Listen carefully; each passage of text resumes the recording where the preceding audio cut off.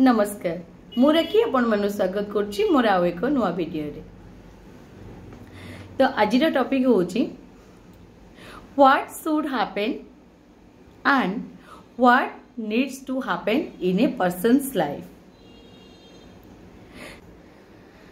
जीवनर पथरे चलुथिबा बेले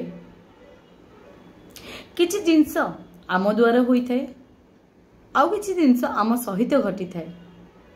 जो जिनस आम द्वारा घटी थाए से जिनस रे आमर परिश्रम और कर्मर उपयोग थाए। आउ जो जिनस होची आम सहित घटी थाए सेथिरे आम भाग्य आमको सेठी ठिया करि थाए।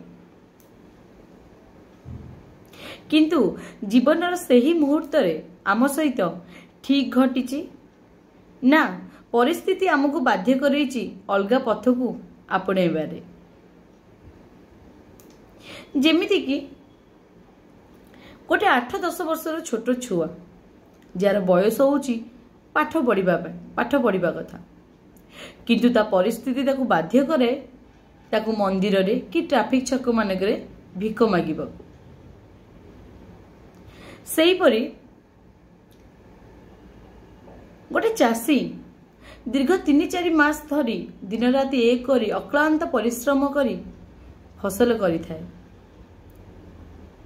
एवं भाभी थाए जे सेही फसल रु किछि भलो लाभ हेले निजर झियो बाहागरटे करिवो नले किछि भलो काम रे से लाभ पैसा को लगेइबो। किंतु मरुड़ी की बन्या आसीगले सेही चासीर घरे चुली जलिबाटा भी कष्टकर हो जाई थाए।